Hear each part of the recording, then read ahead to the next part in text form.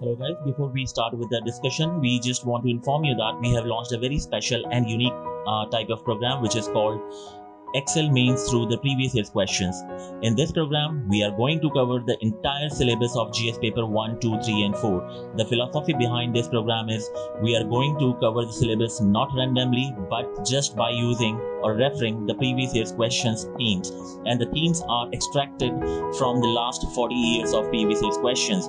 There will be a live discussion, there will be a answer writing with the mentors, and the second program is the intense answer writing program which is called Samachar Wani Plus, in which there will be a weekly classes on 10 topics which are extremely important from the UPSC mains and prelims point of view.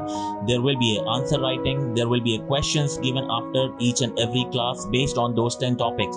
So even if you are a beginner, this is a good opportunity for you to begin with the answer writing. For any further queries or if you wish to talk with a mentor, if you have any doubts, please drop us a message on the number given below. Thank you. Hello guys, good evening, and today we are going to discuss a very important topic because today there is a meeting going to be held at 11:30 p.m. By the US Federal Bank, and आप लोगों को भी पता होगा US Federal Bank recently कुछ महीनों में interest rate hike की बात करता है जिसका इम्पैक्ट पूरे वर्ल्ड पे पड़ रहा है, and this is the third time the US is going to hike the interest rate in last like 4 or 5 months just to deal with the inflation. So हम इस वीडियो में सब कुछ देखेंगे कि जो यूएस में इंटरेस्ट रेट हाइक होता है, how it is going to impact the Indian economy overall, because many students have a concern about like what is the link between the US interest rate with the Indian economy. But guys, जो US का interest rate है, देखो even India में भी जो RBI है, it like every quarterly और may be after every 6 months they review the interest rate, right? But इसका इम्पैक्ट पूरे वर्ल्ड पे इतना नहीं पड़ता है जितना यूएस का पड़ता है. द रीजन इज बिकॉज आपको ही पता है कि US is a world leader in import and export. The US dollar वो एक बहुत स्ट्रॉन्ग करेंसी है. पूरा वर्ल्ड अगर ट्रेड में डील करता है then it is done only through the US dollar only. तो अगर इंटरेस्ट रेट कोई यूएस अगर फेडरल बैंक इंटरेस्ट रेट में कोई भी चेंजेस लाने की सोचता है तो उसका जो रिपल इफेक्ट होता है it is being observe throughout the world itself. Okay, so इसीलिए हम लोग को ये बहुत इंपॉर्टेंट है समझना कि जो इंटरेस्ट रेट है basically how it is going to impact the entire world, और specifically if we are talking about the India. So I'll just start sharing a screen and I'll explain you the concept about it. So हाँ guys, so सबसे पहले we are going to see कि interest rate जो है, हम आप लोगों ने हमेशा न्यूज में देखा होगा कि 50 बेसिस पॉइंट पे जैसे जून में जो इंटरेस्ट रेट हाइक किया था यूएस फेडरल बैंक ने, राइट? फर्स्ट ऑफ ऑल जो यूएस का फेडरल बैंक है it is like a same in India RBI bank, ठीक है? तो जैसे इंडिया में आरबीआई बैंक है वैसे ही यूएस में फेडरल बैंक है जो मॉनेटरी पॉलिसीज डिक्लेयर करता है, डिसाइड करता है लाइक आरबीआई. तो आपने देखा होगा हमेशा 50 बेसिस पॉइंट जैसे जून में यूएस ने इंटरेस्ट रेट बढ़ाया था. देन नाउ टुडे जो डिसीजन पेंडिंग है, they are deciding, they are going to declare whether they are going to increase the interest rate by 75 basis point or less than that or more than that. Okay, it could be 50 or it could be 100 also. So basis point होता क्या है guys? Basis point को अगर हम percentage में देखें, ठीक है, तो परसेंटेज में 1 basis point is equal to 0.01%. ठीक है, this is the formula you need to understand. Now try to understand guys, interest rate जब हम बोलते हैं, what exactly is the interest rate? Interest rate किस चीज, क्या इंटरेस्ट रेट किस अगर जैसे यूएस फेडरल बोल रहा है कि इंटरेस्ट रेट बढ़ाना है तो इंटरेस्ट रेट जो है वो किसका बढ़ाएंगे? तो basically interest rate is all about the borrowing money, ठीक है? जैसे कि आप हाउसिंग लोन लेने जाते हो, ठीक है, या अपना बिजनेस के लिए लोन लेने जाते हो, ठीक है, तो इसका इंटरेस्ट रेट बेसिकली बढ़ जाएगा. इंटरेस्ट रेट, दूसरा एग्जांपल मैं आपको दे रहा हूं, increase in interest rate is basically what? It is a tighter money policy. Tighter money policy का मतलब क्या होता है? बेसिकली कि जो फ्लो ऑफ करेंसी को रिस्ट्रिक्ट कर देना मार्केट में, फ्लो ऑफ करेंसी को रिस्ट्रिक्ट करना, राइट। तो फ्लो ऑफ करेंसी को रिस्ट्रिक्ट हम क्यों करते हैं, आपको भी पता है गाइस, कि अभी आपने देखा होगा रिसेंटली जो यूएस में इन्फ्लेशन आया है, ठीक है, which is hovering around 9% inflation, ठीक है, इन यूएसए। तो अब ये जो 9% इन्फ्लेशन है, इसको कम करने के लिए, to reduce the inflation, what the US Federal Bank is going to do, it is going to increase the interest rate. अब interest rate का इन्फ्लेशन से क्या रिलेशन है, ये भी it is a very basic concept but it is very important to understand guys. जब आपको पता है कि जब सबसे पहले तो ये समझ लो कि इन्फ्लेशन क्यों आता है मार्केट में, इन्फ्लेशन क्यों आता है when there is a more demand in the economy as compare to the supply, ठीक है, जब मार्केट में डिमांड ज्यादा होने लग जाए, ठीक है। अब डिमांड ज्यादा का मतलब क्या है, लोगों के पास मोर डिमांड क्या रिफ्लेक्ट करती है मार्केट में, मोर डिमांड ये रिफ्लेक्ट करती है कि जो वहां के सिटीजन हैं यूएस में, they have more money in their hand, ठीक है, they have more money in their hand, इसीलिए they are demanding more. When they are demanding more तो inflation is going high, the inflation is rising. तो now interest rate, how the interest rate is going to reduce the demand, basically जब आपको पता है कि जब interest rate बढ़ेगा, ठीक है, इंटरेस्ट रेट जब इंक्रीज होगा, इससे क्या होगा कि जो मनी सप्लाई होगी इन the market, money supply in the market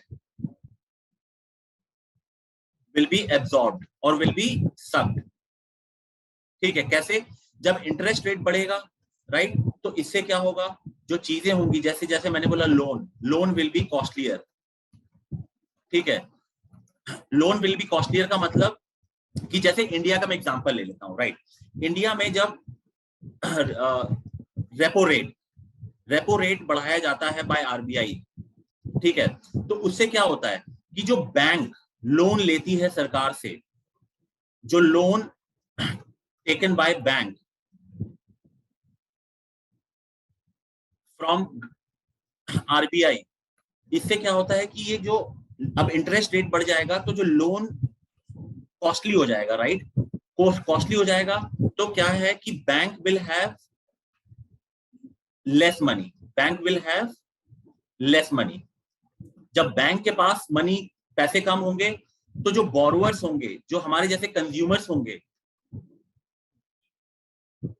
उनके ऊपर भी इंपैक्ट पड़ेगा। कैसे, जब बैंक को महंगा लोन मिलेगा तो बैंक क्या है, कंज्यूमर को भी हायर इंटरेस्ट रेट पे देगा, हायर इंटरेस्ट रेट पे देगा, राइट।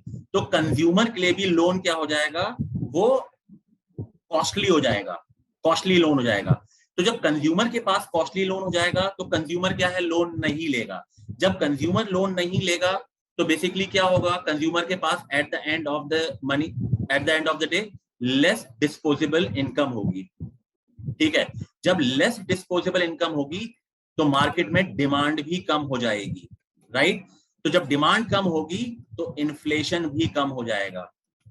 तो this is the concept of interest rate, ठीक है। जब इंटरेस्ट रेट बढ़ता है तो बेसिकली क्या होता है, कॉस्ट ऑफ बोरोइंग बढ़ जाती है। जब कॉस्ट ऑफ बोरोइंग बढ़ जाती है तो डिस्पोजेबल इनकम जो है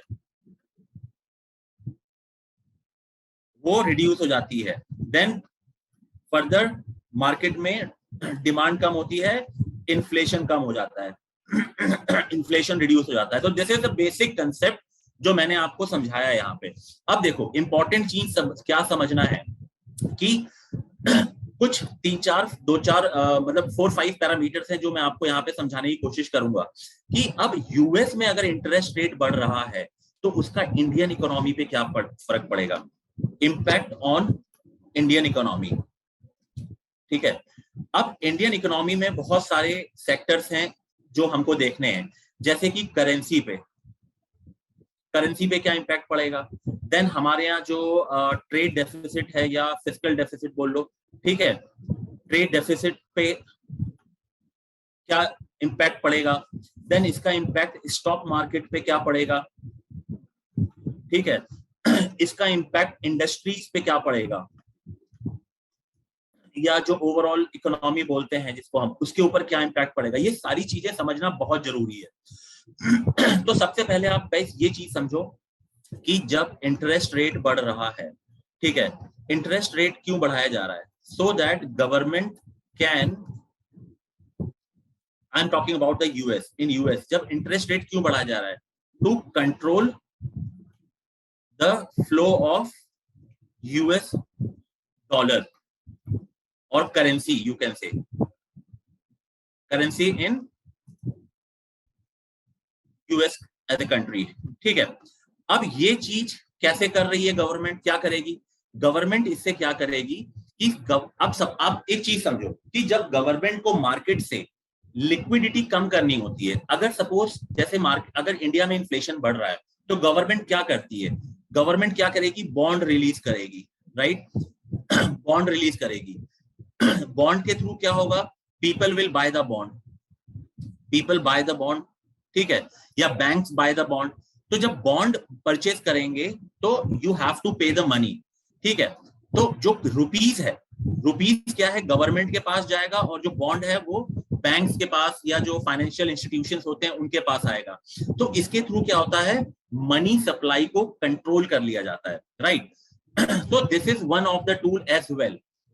इंटरेस्ट रेट हाइक की वजह से क्या होता है कि एक टूल तो वो हो गया, एक हो गया बॉन्ड। तो बेसिकली आपने एक न्यूज और देखी होगी, जो बॉन्ड यील्ड है, bond yield last 10 to 20 years में इस समय जो बॉन्ड यील्ड है, it is the highest in the US as well as in Europe as, okay. तो इसीलिए बिकॉज इन्फ्लेशन कंट्रोल करने के लिए ये कंट्रीज क्या कर रही हैं, they are selling the bond. और बॉन्ड क्या है इस समय, इज अ अट्रैक्टिव इंस्ट्रूमेंट, क्योंकि उस पे क्या है, हायर इंटरेस्ट मिल रहा है। तो जब बॉन्ड पे आपको हायर इंटरेस्ट मिलेगा तो everyone will try to invest in the bond, right. तो ये कंसेप्ट समझना बहुत जरूरी गाइस। तो जब लोग बॉन्ड के ऊपर, बॉन्ड किसकी बात कर रहा हूं मैं, bond in USA is becoming a attractive instrument, ठीक है। तो अट्रैक्टिव इंस्ट्रूमेंट, तो अब क्या हो रहा है बेसिकली कि इंडिया में मार्केट, जो इंडिया का जो स्टॉक मार्केट है या बॉन्ड मार्केट है, ठीक है, उसमें जिन लोगों ने पैसा लगाया होगा, फॉरेन जो इन्वेस्टर्स होते हैं, फॉरेन एफपीआई जो होते हैं, जिनको हम फॉरेन पोर्टफोलियो इन्वेस्टर्स भी बोलते हैं, they will start withdrawing the money. इसको हम लोग पुश फैक्टर बोलते हैं, पुश फैक्टर, ठीक है। Hello guys, before we start with the discussion, we just want to inform you that we have launched a very special and unique type of program which is called Excel Mains through the previous year's questions. In this program, we are going to cover the entire syllabus of GS paper 1, 2, 3 and 4.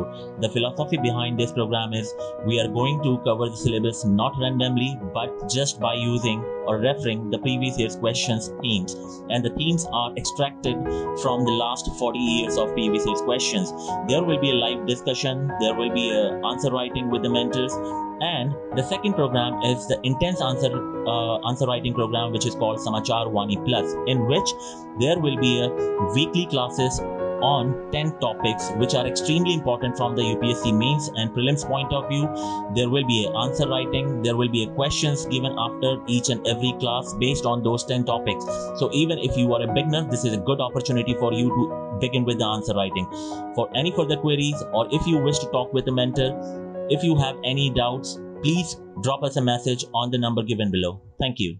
तो इससे क्या हो रहा है कि जो India में जो इन्वेस्टमेंट हो रखी है स्टॉक मार्केट में, बॉन्ड्स में, गवर्नमेंट बॉन्ड्स में, सिक्योरिटीज में, यहां से इन्वेस्टर्स अपना पैसा उठाकर यूएस के बॉन्ड मार्केट में लगाएंगे, ठीक है। तो यूएस के बॉन्ड मार्केट में आप जब पैसा लगाएंगे तो बेसिकली क्या होगा, the bond will become more attractive and people in the US also will start investing in the bond, right. तो जब बॉन्ड में अगर आप पैसा लगा रहे हो तो बेसिकली क्या हो रहा है, अब सपोज मेरे पास 100 रुपए, जैसे suppose my salary is like 1 lakh, out of 1 lakh, what I will start doing, instead of investing my money in the stock market in India, suppose I'm a like Indian born but I'm staying in the US, okay, so US में अगर suppose if I'm getting $1 lakh, so $50,000 what I'll do, I'll invest in the bond, and out of 50, so basically इससे क्या हो रहा है कि मेरे पास जो पैसे हैं, मेरी जो मार्केट में जो लिक्विडिटी है करेंसी की, वो कम हो रही है, because people are investing more in the bond, right. तो इससे क्या हो रहा है कि जो मनी सप्लाई है इन द मार्केट, वो क्या हो रही है, वो डिक्रीज हो रही है। जब मनी सप्लाई डिक्रीज होगी तो डिमांड भी कम होगी, डिमांड कम होगी तो इन्फ्लेशन भी कंट्रोल होगा। तो यहां पे बेसिकली क्या चीज देखने को मिल रही है कि जो डॉलर है वो, अभी आपने एक चीज, इसको एक तरीके से और लिंक करो, अभी जो करेंसी इंडियन की जो करेंसी है, इंडियन जो करेंसी है, इट इज डेप्रिशिएटेड, राइट। अभी कितना चल रहा है, around 80 rupees per dollar, right. तो इसीलिए चल रहा है ना, क्यों? क्योंकि जो इन्वेस्टर्स हैं, they have started with, I think they have already withdrawn like 7 lakh crores of rupees from the Indian market, and they are investing in the US market or US bond, और okay. तो उसकी वजह से क्या problem हो रही है कि जो हमारा रुपीस है, ठीक है, ये वीक हो रहा है। वीक क्यों हो रहा है? क्योंकि हमारा जो हमारे मार्केट से जो यूएस डॉलर है वो जा रहा है। तो गाइस, अब यूएस देखो, अब यहाँ पे एक चीज समझना है। अब आप सोचोगे कि यूएस डॉलर जा रहा है तो इंडिया में जो करेंसी, इंडिया की करेंसी क्यों वीक होगी?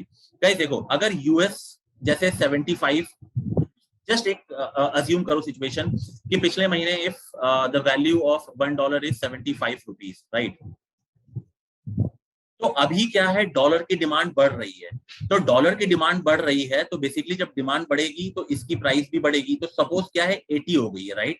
तो 80 हो गई है अगर ये, तो कंपैरेटिव, सॉरी यहां मैं लिख रहा हूं, हाँ, $1 अभी 80 रुपीज हो जाएगी वो, राइट, अगर डॉलर की डिमांड बढ़ रही है।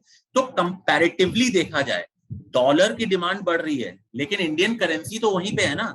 तो कंपैरेटिवली देखा जाए तो अगर डॉलर बढ़ रहा है तो रुपीस को भी बढ़ना चाहिए, तभी तो सेम स्टेज पे रहेंगे। लेकिन यहाँ पे रुपीस वहीं का वहीं है, डॉलर की डिमांड बढ़ रही है, because everyone is demanding the dollar. भाई अब एफपीआई है, उन्होंने इन्वेस्टमेंट कर रखा है, तो obviously they will take the money in the form of dollar only. तो डॉलर की यहाँ पे डिमांड बढ़ रही है, राइट। अब डॉलर की यहाँ पे डिमांड बढ़ रही है कहाँ पे? इंडिया में, कि हमको डॉलर में हमारी इन्वेस्टमेंट वापस करो।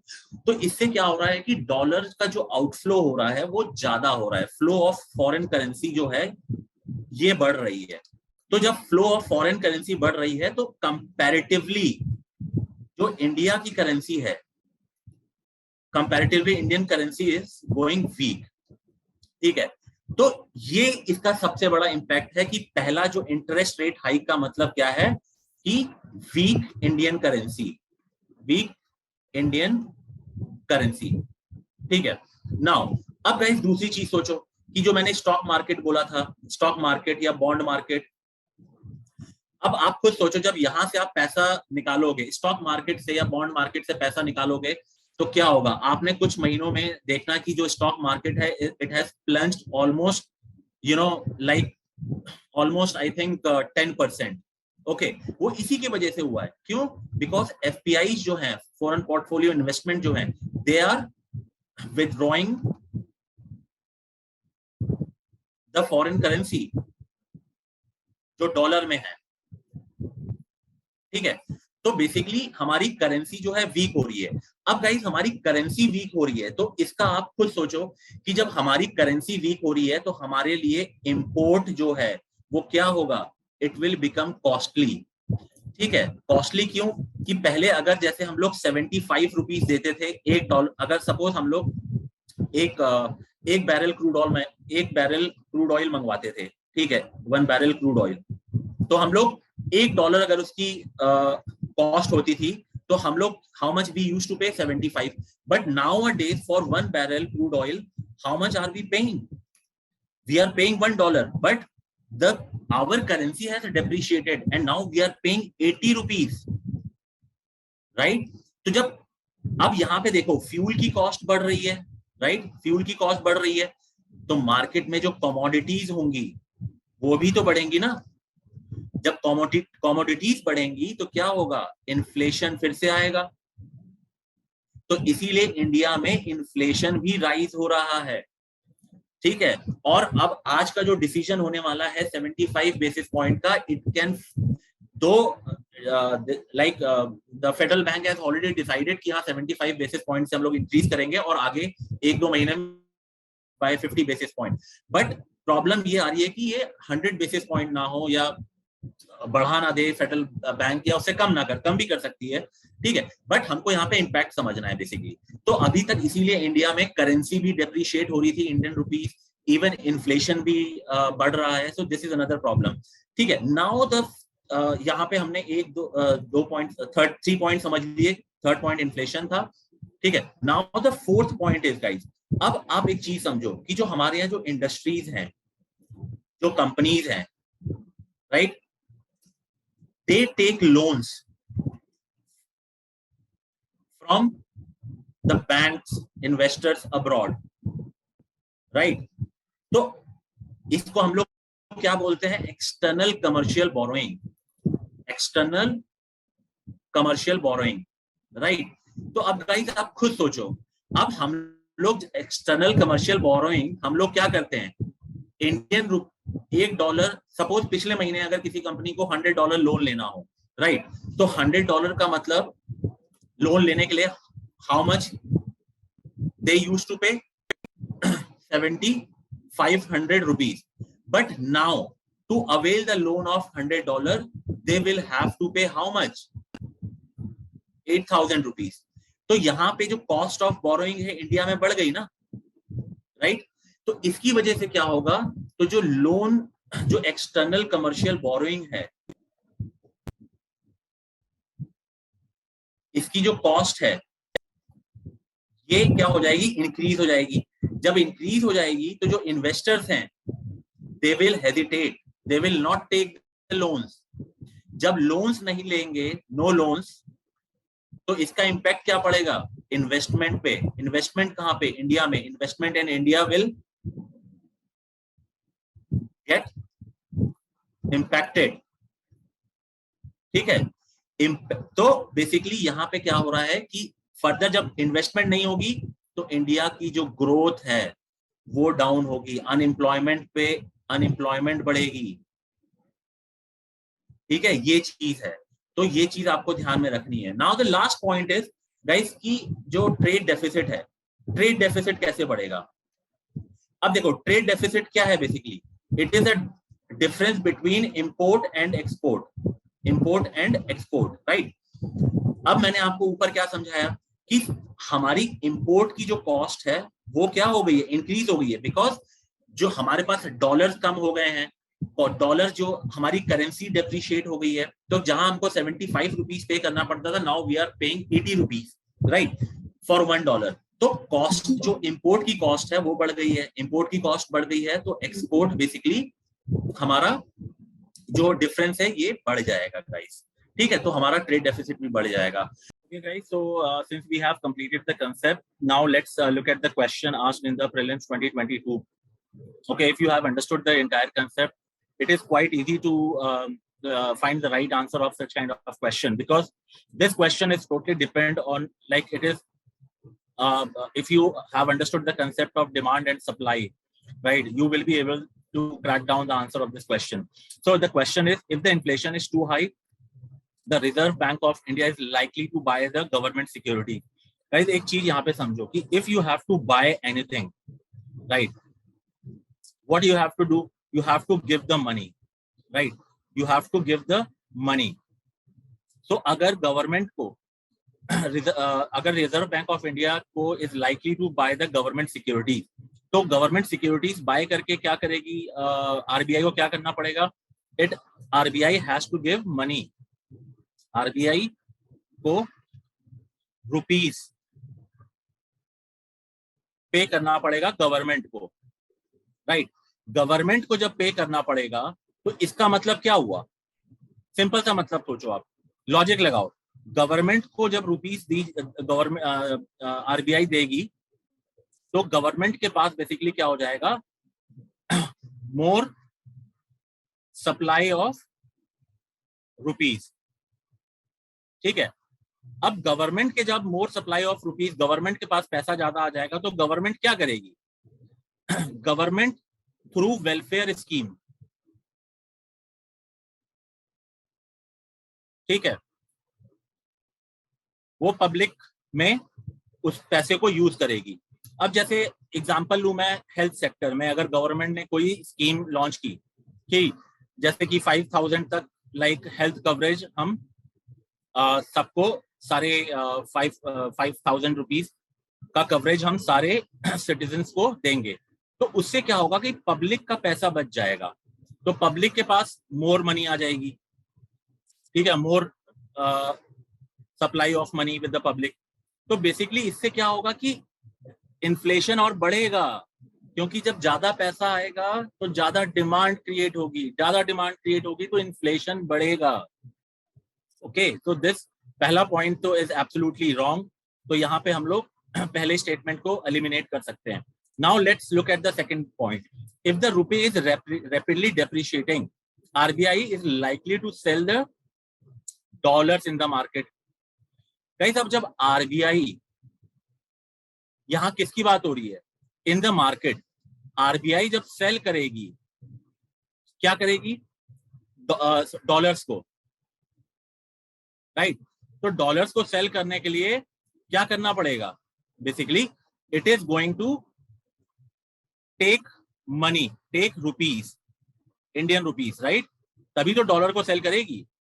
अब सपोज यहाँ पे कोई बैंक है, बैंक अगर $100 देगा आरबीआई को, तो आरबीआई क्या करेगी, इसको जो भी कन्वर्जन रेट होगा, जो भी इनका सेटलमेंट होगा, उनके अकॉर्डिंग बेसिकली इनको डॉलर्स दे देगी, राइट। तो बेसिकली आरबीआई यहाँ पे क्या कर रही है, आरबीआई डिमांड क्रिएट कर रही है, demand of what, rupees, Indian rupees. तो जब किसी चीज की डिमांड ऊपर जाती है, अगर इंडियन करेंसी, इंडियन रुपीज की डिमांड, करेंसी की डिमांड ऊपर जाएगी, तो बेसिकली क्या होगा, करेंसी अप्रिशिएट करेगी, अप्रिशिएट करती है। जैसे कि हमने ऊपर देखा ना कि डॉलर क्यों स्ट्रांग हो रहा है, क्योंकि डॉलर की वहां पे डिमांड हो रही है। क्यों डिमांड हो रही है, क्योंकि जो गवर्नमेंट के बॉन्ड्स हैं वहां यूएस में, they are they have become an attractive instrument. तो लोग इंडिया से डॉलर निकाल के यूएस में डॉलर इन्वेस्ट कर रहे हैं, तो वहां पे डॉलर अप्रिशिएट हो रहा है as compare to Indian rupees. तो यहाँ पे बस खाली यूएस की जगह, इंडिया की जगह, सॉरी यूएस मार्केट की जगह इंडियन मार्केट को हम लोगों ने इस क्वेश्चन में यहाँ पे दिखाया है, ठीक है। तो ये statement is absolutely right. If the rupee is rapidly depreciating, RBI is likely to sell the dollars in the market. जब डॉलर सेल करेंगे तो डिमांड रुपीज की बढ़ेगी, ठीक है, demand of rupees will rise. तो ये स्टेटमेंट सही है। Now let's look at the third point. If the interest rate in the USA or European Union were to fall, that is likely to induce RBI to buy dollars. Guys, अब कुछ खुद सोचो आप, हम dollar को bye क्यों करेंगे और कब करेंगे? ऑब्वियसली हम कोई किसी चीज को बाय कब करते हैं, जब वो उसकी वैल्यू कम हो जाती है। अगर हम इस समय डॉलर को बाय करने जाएं, वी हैव टू पे ह्यूज अमाउंट, राइट। तो उस केस में हम लोग डॉलर को बाय नहीं कर, अभी आज की सिचुएशन में नहीं कर सकते हैं। क्यों? क्योंकि इस समय इंटरेस्ट रेट बहुत हाई है, डॉलर की डिमांड बहुत हाई है, राइट। तो जब इंटरेस्ट रेट कम हो जाएगा, जब इंटरेस्ट रेट कम हो जाएगा, तो उस समय डॉलर की वैल्यू भी कम हो जाएगी, राइट। और जो करेंसी है हमारी इंडियन करेंसी, वो अप्रिशिएट हो जाएगी, अप्रिशिएट होगी, राइट। तो हमको डॉलर को बाय करने में क्या होगा, बेनिफिट मिलेगा। तो वो कब होगा, जब इंटरेस्ट रेट कम होगा। तो this is what written in the statement, if the interest rate in the USA और European union were to fall, that is likely to induce RBI to buy the dollars. Okay, so this statement is also right. So guys, concept same वही है। आप को अगर कोई doubt होता है, you can please ask me in the YouTube comments. You can ask me the question, and guys, So this is all about the entire concept. I hope you have enjoyed this session. इसी तरीके के मैं और भी session लूंगा अगर कोई नई चीज मार्केट में आ रही होगी जो इंडियन इकोनॉमी को इम्पैक्ट करेगी या गवर्नेंस से रिलेटेड कुछ भी होगा. But please for that subscribe to this channel and you can press on the bell icon so that you will get the notification on a regular basis, because there are so many things we are running on a regular basis, like daily answer writing. Okay, it is daily answer writing we are running at 6 o'clock every day. It's free of cost initiative, guys. Every day we are discussing the answer writing live with all the students. Okay, you just have to fill the form given in the YouTube description and you will get the link and you will get the notification when the daily answer writing start. And in that basically we have an e-library concept also, where the mentors is available all the time to address your queries. Okay, guys. So there are so many things you will learn, but for that you have to be updated what we are doing. So I'm going to end this session, guys. Thank you so much for joining me in this class, and see you in the next session. Thank you. Hello guys, before we start with the discussion, we just want to inform you that we have launched a very special and unique type of program which is called Excel Mains through the previous year's questions. In this program, we are going to cover the entire syllabus of GS paper 1, 2, 3 and 4. The philosophy behind this program is we are going to cover the syllabus not randomly but just by using or referring the previous year's questions themes, and the themes are extracted from the last 40 years of previous year's questions. There will be a live discussion, there will be a answer writing with the mentors, and the second program is the intense answer writing program which is called Samachar Wani Plus, in which there will be a weekly classes on 10 topics which are extremely important from the UPSC mains and prelims point of view. There will be an answer writing, there will be a questions given after each and every class based on those 10 topics. So even if you are a beginner, this is a good opportunity for you to begin with the answer writing. For any further queries, or if you wish to talk with a mentor, if you have any doubts, please drop us a message on the number given below. Thank you.